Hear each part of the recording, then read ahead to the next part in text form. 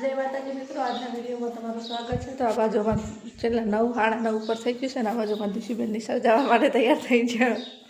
આ બાજુમાં વિવેકભાઈ તો ચાઈ જવાના નહીં, વિવેકભાઈ તો ઘરે નહીં હે આલી બાળ મંદિર મેલું પણ ઈ રહ્યો ને એ મમ્મી ગોતતો હોય ને એટલે પછી નહીં મેલું મમ્મી કરતો કોણ કરે કહું હે ઈ અરુણા બધા મમ્મી કરતા હોય। વિવેક તો બાળ મંદિર જઈશ હે તો હળો તૈયાર કરું હો, તૈયાર કરો હવે તું માથું ઉડાડ્યા શું કેમ ફેદે હે તો ખાવું દાલ દઉં ખાવાનું તો આવી જશે 12:30 ને આપણે કોણ પાલી રહ્યા। આ બાજુ જો રહોડું બધું સાફ કરી નાખ્યું અને ખાવાનું પણ બનાવી દીધું, ખાઈ પણ લીધું છે। અને આ બાજુ મારા વિવેકભાઈ રમતા હતા ને વિવેકભાઈ રમતા એટલે મોબાઈલ જોતા હતા ને હવે જશે બહાર રમવા।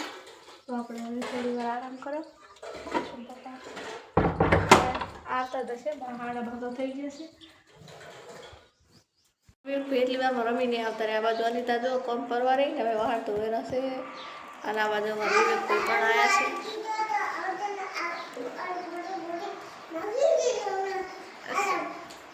કને કે હે તું ચમ મારી તોડીને નાખી દઈશ હે? અમારો વિવેકભાઈ મને એવું કહે છે કે તને હું મારીને તોડી નાખીશ હે? ચમ તે મને મારીને તોડી નાખવાની વાત કરી તો કને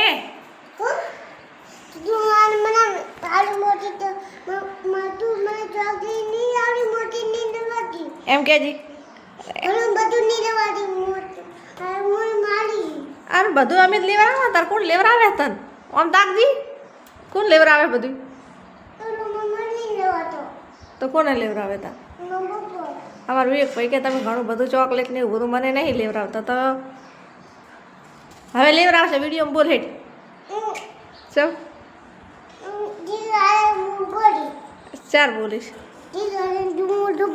પછી બોલ પેલા બોલ પછી વાત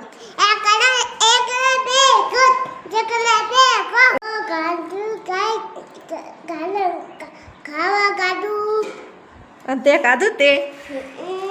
અમાર વિવેકભાઈ એમ કહે છે ગાઈશ તમે ખાવા કાધું એમ બોલે રહો ભાડો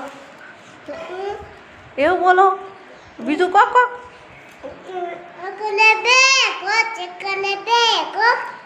એકડી બોલે રા બીજું કોક બોલો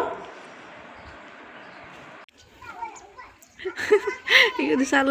એ કૂતરું ના મારી છે એ વિવેકા મારું વિવેકભાઈ યુદ્ધમાં સામેલ જ હોય, બીજા બધા કૂતરાથી બીયા મારું વિવેકભાઈ બીયા તારે તો લઈને મારવા જાય।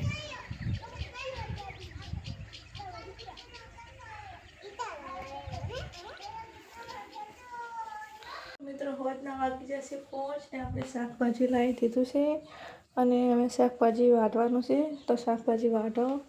ને શાક ને બધું બનાવો તો ઘડી 6 વાગી જશે તો ધીરે પપ્પા ફેરાઈ જશે અને અમારી દિશુબેન હજુ નિશાળથી આવવાની તૈયારી છે। હવે આવતો જશે લગભગ પપ્પા એવું કહેતા હતા કે હું નિશાળથી લેતો હોય છે થોડા ખટકેરા બનાવતા તો લેતા આવે તો સારું ને કે તો આવતી તો રહેશે।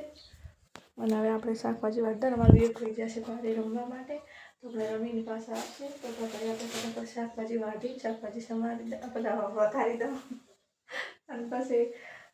રોટલા બનાવવાના રહે તો હોજે રોટલા બનાવી દેશે પછી તો જય માતાજી મિત્રો, ફાઇનલી આપણે અહીં તળિયાનું કામકાજ પતી ગયું છે। હશે ગાય છે રૂમ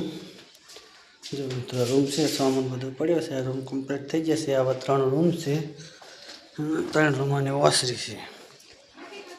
3 રૂમની ઓસરી છે। બાજુમાં છે ધાબાવાળું મકાન, આ પાણી ઓલી બાજુ નીચે દોઢી ઓસરી છે, બધું કમ્પ્લીટ બોર્ડર જે બે રેડી થઈ ગયું છે। અને કાલથી હવે આપણે જો હશે કે સામેની જેર ઉપર મારી છે ગ્રેનાઇટ ડબલ કરી નીચે કંઈક આવી ડિઝાઇન આલી છે અને એવડો છે ગેસ ધાબાવાળા મકાનનો ઓબરો રસોડાનું કામ બાકી છે એ હવે આપણે કરવાનું છે। ના વાગી જાય છે 100 ને આ બાજુ આપણે શાક સડી રહેવા આવ્યું છે ને આ બાજુ લોટ ભરીને મેળ દીધો છે તો શાક સડી રહે એટલે રોટલી બનાવું।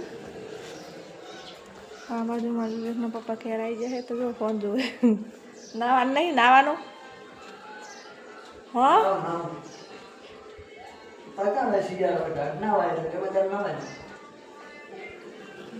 નાવાનું બધું રીતે શિયાળો હોય તો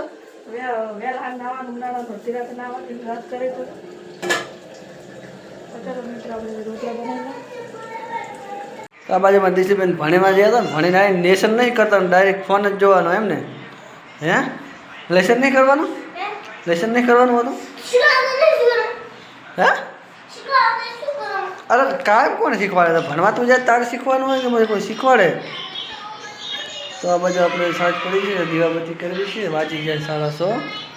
તો ફટાફટ રસોડામાં જઈએ અને આપણે ઘી ગરમ કરતા અને આ બાજુ તાવડી આમ છે ને રોટલા આમ બંધ કરે છે જો ગાઈસ આ બાજુ અમારા રંભા રોટલા બનાવે છે ઘઉંની રોટલી એટલે બનાવી નાખી છે અને એક બે બાજુના બનાવવાના તો ફટાફટ રોટલા બની નાખે જો રોટલા બનાવવાનું ચાલુ છે આપણે ઘી ગરમ પણ કરી નાખીએ ઘી ગરમ થઈ જાય એટલે પછી દીવા કરી નાખીએ અત્યારે ઉનાળાનું બહુ લાંબુ ગરમ ના કરવાનું હોય ખાલી લગી કરો એટલે થઈ જાય તો સામે ઓલા ખોણામાં ઢબો રોટલા બનાવે છે હા એ દેખાણો જો આસો આસો દેખાય છે અને આ બાજુમાં ઢબી ને ઢબી ઢબીને તો રીહેજ બહુ સાડા શીખ્યો